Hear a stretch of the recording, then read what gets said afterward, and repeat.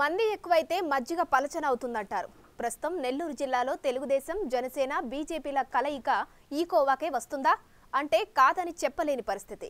నిన్న మొన్నటి దాకా తెలుగుదేశం, జనసేనల మిత్రత్వంతో సీట్ల సర్దుబాటు ఎలా ఉంటుందోనని ఆయా పార్టీల ఆశావాహుల్లో టెన్షన్ కనిపించింది. ఇప్పుడు బీజేపీ తోడవడంతో ఎవరి సీటుకి ఎసరొస్తుందో అని టెన్షన్ పడుతున్నారు నేతలు. అసలు బీజేపీ కలయిక ఎవరికి కలిసొస్తుంది? పొత్తుల నేపథ్యంలో జిల్లా రాజకీయ సమీకరణాలు ఎలా ఉండబోతున్నాయి?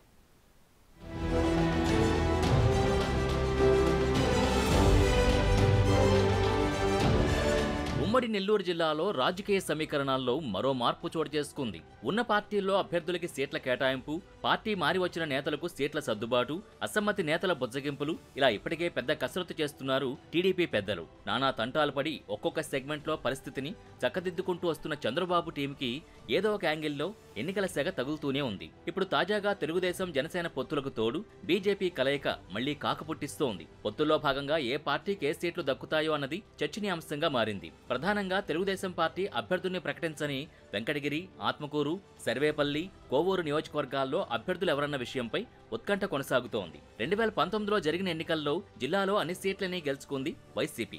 ఇటీవల కాలంలో చోటు చేసుకున్న పరిణామాల నేపథ్యంలో వైసీపీ కోట గోడలు బీటలు వారాయి. 3 సిట్టింగ్ ఎమ్మెల్యేలు వైసీపీకి దూరమవడం, జిల్లా వైసీపీకి పెద్ద దిక్కుగా ఉండే ఎంపీ వేమిరెడ్డి ప్రభాకర్ రెడ్డి ఆ పార్టీకి రాజీనామా చేసి తెలుగుదేశం తీర్థం పుచ్చుకోవడం జిల్లాలో వైసీపీకి పెద్ద ఎదురుదెబ్బే అన్న అభిప్రాయం వ్యక్తమవుతోంది.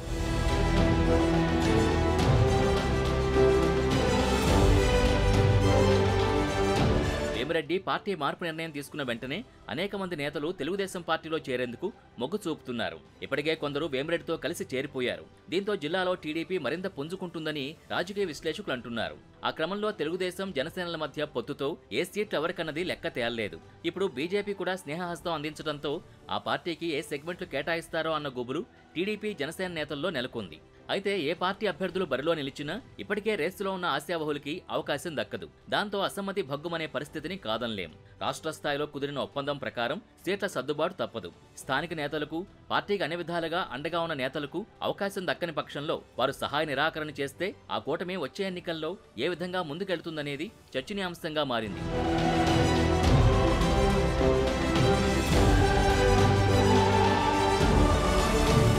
ఇలాంటి పరిస్థితుల్లో పొత్తుల లెక్కలు జనసేన, తెలుగుదేశం పార్టీలతో పాటు బీజేపీకి ఏమాత్రం కలిసొస్తుందన్న అంశం ఆసక్తికరంగా మారింది. మరోపక్క వైసీపీ మళ్లీ అధికారంలోకి రావాలన్న పట్టుదలతో ఉంది. అధికార పక్షం అవడంతో అన్ని అవకాశాలు వాడుకుంటూ నయానో భయానో గెలిచి తీరడానికి వ్యూహాలు పన్నుతోంది. పోలీసులను కూడా పార్టీ క్యాడర్గా వాడుకుంటోందన్న ఆరోపణలున్నాయి. దాన్ని దృష్టిలో పెట్టుకునే రాష్ట్రంలో బీజేపీకి బలం లేకపోయినా అధికార పక్షాన్ని ధీటుగా ఎదుర్కోవడానికి కేంద్ర సహకారం అవసరమన్న భావంతోనే టీడీపీ, జనసేనలు ఆ పార్టీతో పొత్తు కోసం ఎదురుచూశాయన్న అభిప్రాయం ఉంది. ఇప్పుడది ఖాయమవడంతో వైసీపీ నేతల్లో ఒకంత కలవరం రేగుతోందట. మొత్తం మీద సింహపూరిలో ప్రతి పార్టీలో ఈ పొత్తులపైనే చర్చలు కొనసాగుతున్నాయి. మరి బీజేపీ ఎఫెక్ట్ ఏ పార్టీపై ఎలా రిఫ్లెక్ట్ అవుతుందో చూడాలి.